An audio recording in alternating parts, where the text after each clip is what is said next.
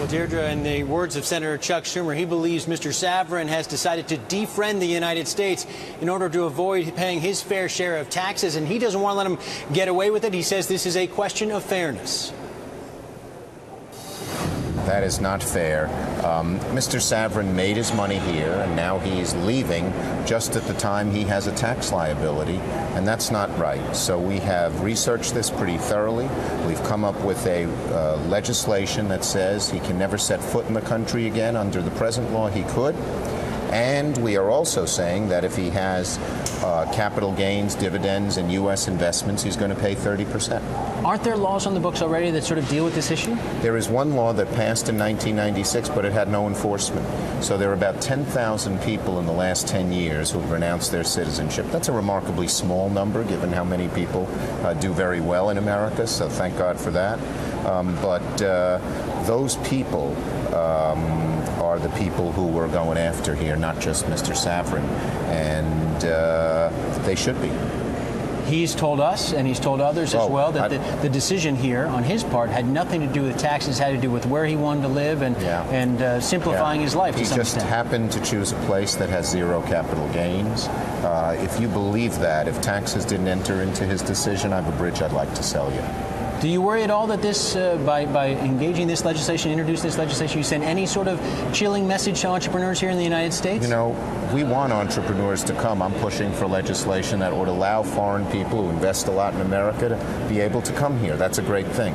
But the overwhelming majority of people who make it rich in America, whether they've been here 12 generations or they're immigrants, stay here and they live up to their responsibilities. There's a handful.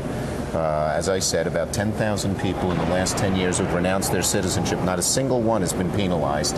They will be, all of them, under our proposal. This proposal would be retroactive? It's not retroactive in terms of its actions, and that's why it's constitutional.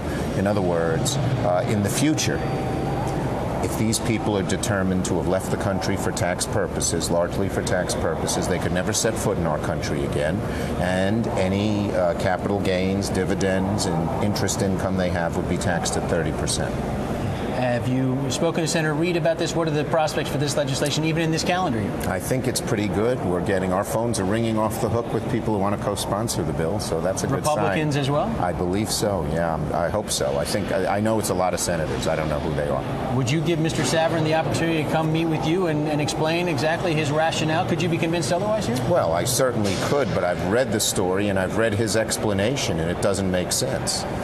Clearly, it almost defies credulity to say that he didn't leave for tax reasons. But I will tell you this, our legislation gives everyone a chance. For this legislation to take effect, the IRS makes a determination that you left for tax reasons. It's a rebuttable, what the lawyers call a rebuttable presumption. So you can come, and if you have great proof, strong proof that it wasn't for that purpose, you won't be penalized. So clearly Chuck Schumer not a big fan of Eduardo Saverin, at least this decision to renounce his U.S. citizenship. He does say, Deirdre, that he is a big fan of Facebook and the IPO, thinks this is a good thing, indication of the strength of the U.S. economy right now. Of course, not a big surprise coming from a New York senator, since this is going to be a NASDAQ-listed stock, and one obviously is going to be a lot for New York as well.